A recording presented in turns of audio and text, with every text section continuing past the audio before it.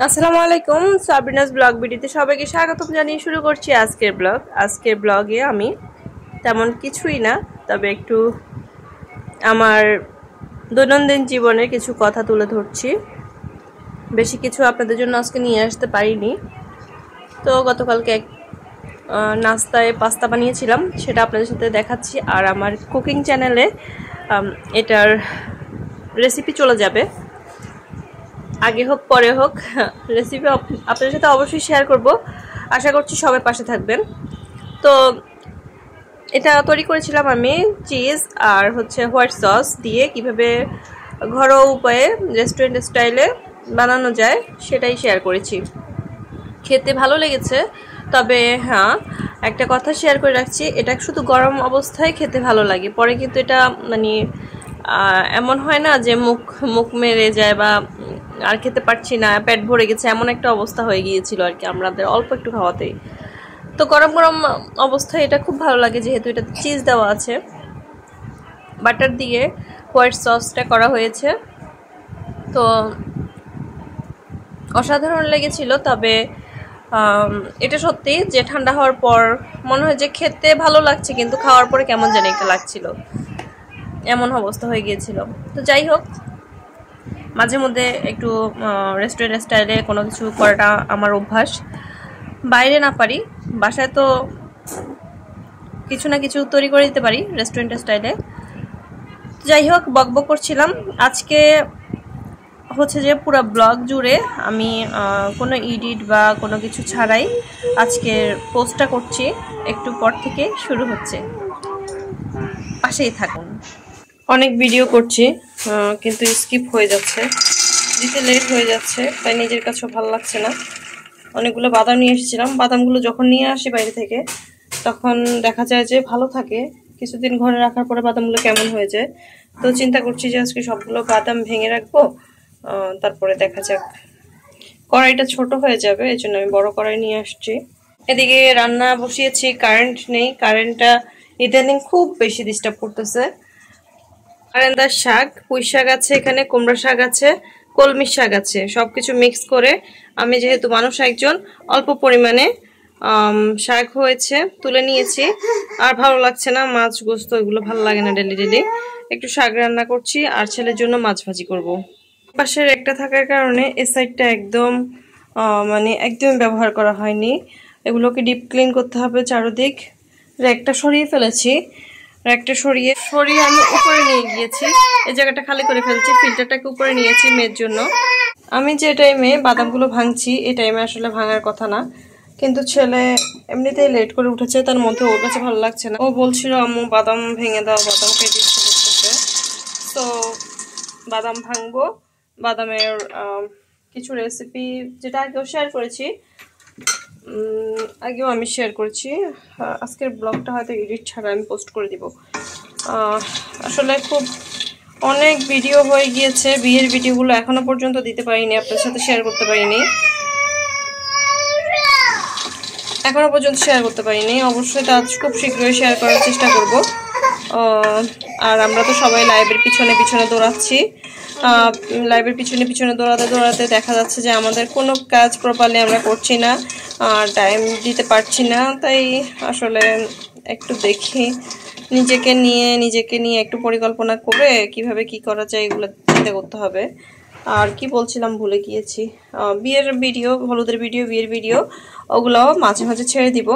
তবে কি করব বলেন তো,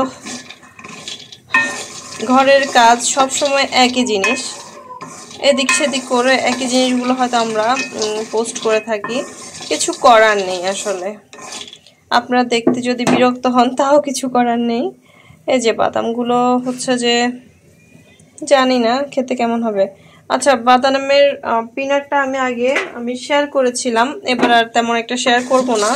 রেসিপি একবার শেয়ার করলে ওইটা আবার দ্বিতীয়বার শেয়ার করতে ইচ্ছে করে না, এটা আমার, কার কেমন হয় জানি না।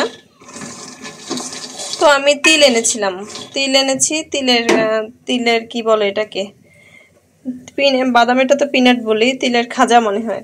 তিলের খাজাটা আমি সবার সাথে শেয়ার করব একদিন সময় করে। আসলে ভিডিও তো করছি, প্রতিনিয়ত ভিডিও করছি, কিন্তু পোস্ট করছি কই, পোস্টই করা হচ্ছে না ঠিক মতো। তো এই জন্য এখন একদম একঘেয়েমি হয়ে যাচ্ছি। আসলে কি করছি না করছি, কি সত্যি যে চিংড়ি মাছ নামিয়ে রেখেছিলাম, চিংড়ি মাছ দিতে ভুলে গেছি। মানে তো আজকে চিন্তা করলাম যে বয়েস দিয়ে দিব, সাথে সাথে বয়েস দিয়ে দিব, আর তাহলে একটু ঝামেলা কম থাকবে। কোনো রকম একটু এডিট করে ছেড়ে দিব, ভালো লাগুক আর না লাগুক। আমি জানি আমার কিছু ফ্রেন্ড আছেন ইউটিউবে এখন বর্তমানে, মানে আমার দিদিরা বলতে পারেন, দিদি বলেন, আপু বলেন, ছোট বোন বলেন, যাই হোক সবাই হচ্ছে যে পোস্টের আশায় বসে থাকেন কখন একটা পোস্ট করব, কিংবা আমাদের দৈনন্দিন জীবনের আপডেট সম্পর্কে জানতে চান। সো আপনাদের জন্যই আমার ভিডিওগুলো করা হচ্ছে। কি করছি না করছি সবকিছু তো শেয়ার করি সবার সাথে। চিংড়ি মাছ যেহেতু দিতে ভুলে গিয়েছি, এখন আর দিব না। আমি শাকগুলো একটু পরে ঢেলে দিব, ডালটা আর একটু সিদ্ধ হয়ে আসুক। আমার মসুরি ডালে অ্যালার্জি হচ্ছে, এই কারণে মসুরি ডালটা খাচ্ছি না। খেলে সমস্যা হয়ে যায়, কোথাও গেলে তো স্কিপ করতে পারি না, কোথাও গেলে খেতেই হয়, কিছু করার নেই। তো ফিল্টারটা এই জায়গায় বসানোর কারণে হয়েছে কি, ফিল্টারের উপর যে মাথাটা সেটা দেওয়া যাচ্ছিল না, আর দিতে পারিনি। ওটা রেখে দিয়েছি, উপর একটা প্লেট দিয়ে রেখেছি। নিচে হইলে কি হয়, মেয়ে বারবার এসে পানি ছেড়ে দেয়। তো আমি যেহেতু এমনি পানি খাইতে পারি না, আমরা কেউই খাইতে পারি না, বিশেষ করে আমার মেয়েটার পেট খারাপ হয়ে যায়, ওরা অসুস্থ হয়, এবং কি আমি নিজেও মানে ডাইরেক্ট পানি যদি ফিল্টারেও দিই তাও আমাদের ঠান্ডা লেগে যায়। তো এই কারণে দেখা গিয়েছে যে ফিল্টারে পানিগুলো ফেলে দিলে আমার খুব কষ্ট হয়ে যায়, যেহেতু ফুটাই। অবশ্যই আমাদের সিলিন্ডার ব্যবহার করতে হয়, আর সিলিন্ডার ব্যবহার করলে আসলে গ্যাস হিসাব করে খরচ করা হয়, কষ্ট লাগে, তাই না? একটা সিলিন্ডারের বোতল আনতে প্রায় 1500 টাকার মতো খরচ হয়ে যায়। তা আমি এই বাদাম একসাথে করছি, বাদামের বিস্কুট দিব। এদিকে দুধ ভিজিয়ে রেখেছি, মেয়ে তো খেতে পারবে না, আমিও খেতে পারছি না। ছেলের কাশি, ছেলেকেও দিব না, দেখি দই বানাতে পারি কিনা। আমি যে কোনো কাজ করার সময়, আমি যখন লাইভে বসি তখনও সবাই বলে যে আমার ছোটটা কান্না করছে, না হয় বড়টা কান্না করছে। তো এগুলো হচ্ছে আমার নিত্যদিনের সঙ্গী, আমি কোনো কিছুই প্রপারলি করতে পারি না, কিছু করার নেই। তারপর যারা আমার সাথে আছেন, আমাকে সাপোর্ট করছেন, অসংখ্য ধন্যবাদ জানাচ্ছি আমাকে সাপোর্ট করার জন্য। আশা করছি ভবিষ্যতেও আপনাদের সাপোর্ট পেয়ে এগিয়ে যেতে পারবো। কিছু করার নেই, সারাদিন হয়তো কাজে লেগে থাকতে হয়, কেননা কাজ করার সময় বলেন, মানে কাজ 2 বার 3 বার করতে হয় আমাকে। কিছু করার নেই, আমার ছোট একটা বাচ্চা আছে, যাদের ঘরে ছোট বাচ্চা আছে তারাই আসলে জানেন। তো শখের ঘরটা ফিল্টারের পিছনে পড়ে গিয়েছে, ভালো লাগছে না। এতদিন চেয়েছিলাম যে এটা ফিল্টারটা এখানে থাকলে আমার ওই ঘরটা দেখা যায়, আমার কাছে ভালো লাগে। তো এখন আর পারছি না, কিছু করার নেই। মেয়ে একদম পানি প্রচুর পরিমাণে নষ্ট করে, একদম জামা কাপড় ভিজিয়ে ফেলে, অবস্থা একদম খারাপ করে ফেলতেছে। আপু নাড়াচাড়া তুমি করতে পারবা না, বাদামটা যদি একবারে নাড়াচাড়ার মধ্যে না থাকে না, দেখা যায় যে বাদামটা পড়ে যায়। তো একটু অন্যদিকে গিয়েছিলাম, দেখে বাদাম লেগে যাচ্ছে।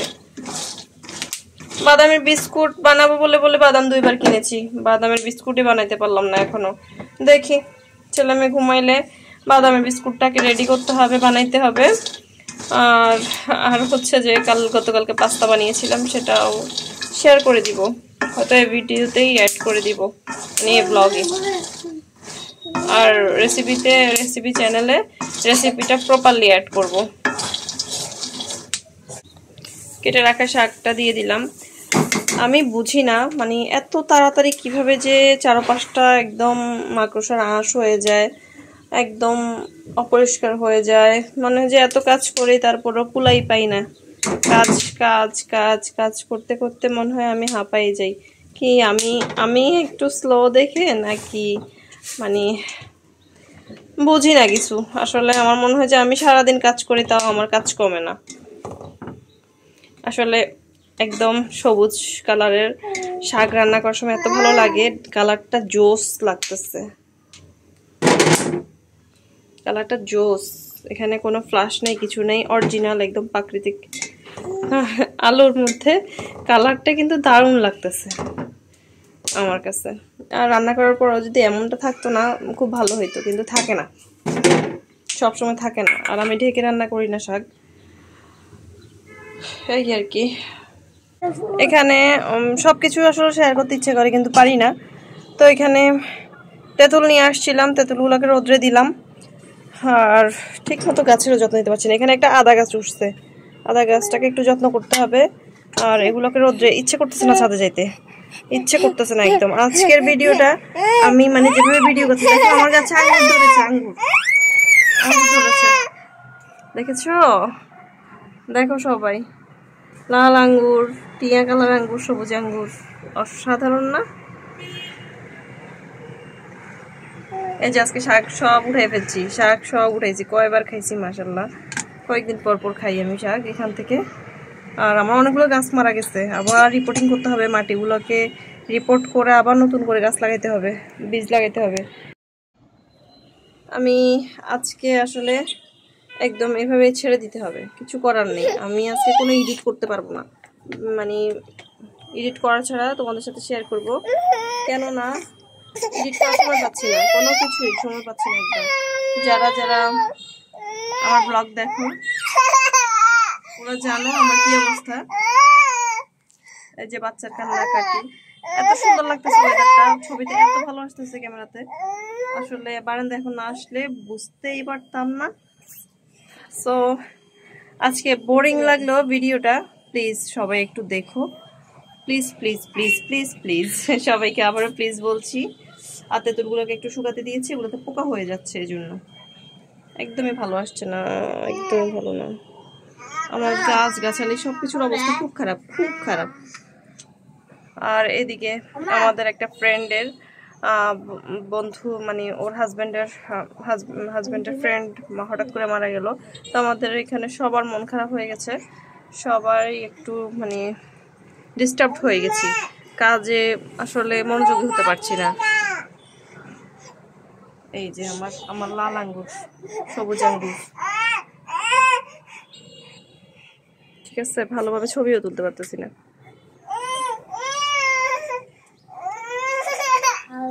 ওকে, সবাই ভালো থেকো। আজকে এ পর্যন্ত, বলতে পারো এটা একটা পাগলা ব্লগ, আসলে কিছু করার নেই।